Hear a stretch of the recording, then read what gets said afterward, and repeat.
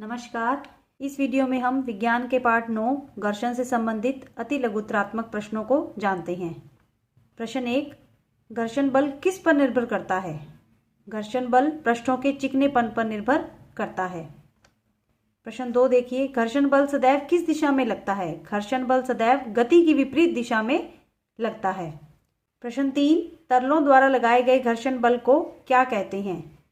तो तरलों द्वारा लगाए गए घर्षण बल को कर्षण कहते हैं। विज्ञान में द्रव और गैसों को मिलाकर तरल कह दिया जाता है, तो तरलों द्वारा लगाए गए घर्षण बल को कर्षण कहते हैं। प्रश्न 4, घर्षण को कम करने वाले पदार्थों को क्या कहते हैं? तो इसका उत्तर होगा स्नेहक। प्रश्न 5, वायुयानों की आकृति विशेष क्यों बनाई जाती है? धारा रेखीय क्यों बनाई जाती है? घर्षण को कम करने के लिए। तरलों द्वारा लगने वाले घर्षण को कम करने के लिए वायुयानों की आकृति विशेष बनाई जाती है। प्रश्न 6 देखिए, पृष्ठ को खुरदरा करने पर घर्षण पर क्या प्रभाव पड़ता है? पृष्ठ को खुरदरा करने से घर्षण बढ़ जाता है। प्रश्न 7, पृष्ठ को चिकना करने पर घर्षण पर क्या प्रभाव पड़ता है? घर्षण कम हो जाता है। चिकना करने से घर्षण कम हो जाता है और खुरदरा करने से घर्षण बढ़ जाता है। प्रश्न 8 देखिए, घर्षण कितने प्रकार का होता है? घर्षण 3 प्रकार का होता है, स्थैतिक, सर्पी और लौटनिक।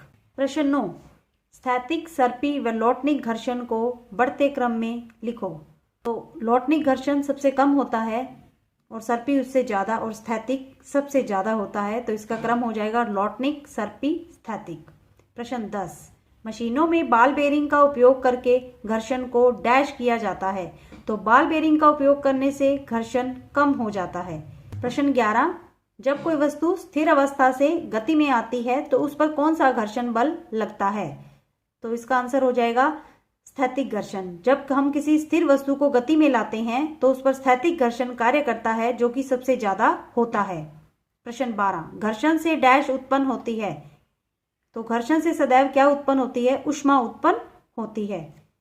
प्रश्न 13, वाहनों की ब्रेक प्रणालियों में ब्रेक पैडों का उपयोग क्यों किया जाता है? घर्षण को बढ़ाने के लिए वाहनों की ब्रेक प्रणालियों में ब्रेक पैडों का इस्तेमाल किया जाता है। प्रश्न 14, स्नेहक के कुछ उदाहरण लिखिए। तो स्नेहक के उदाहरण है तेल, ग्रीस, ग्रेफाइट, जो घर्षण को कम कर देते हैं। प्रश्न 15, मशीनों के बॉल बेयरिंग में कौन सा घर्षण बल कार्य करता है? तो मशीनों के बॉल बेयरिंग में लौटनिक घर्षण कार्य करता है।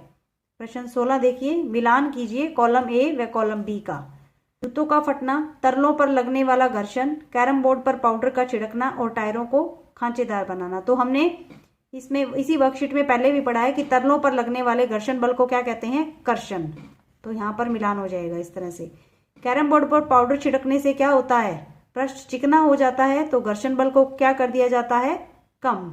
और टायरों को खांचेदार बनाया जाता है, तो इससे क्या होता है? घर्षण बल बढ़ाया जाता है। और जूते फट जाते हैं, जूतों के तले घिस जाते हैं, किसके कारण? घर्षण के कारण। तो इस तरह से हम इसका मिलान करेंगे। धन्यवाद।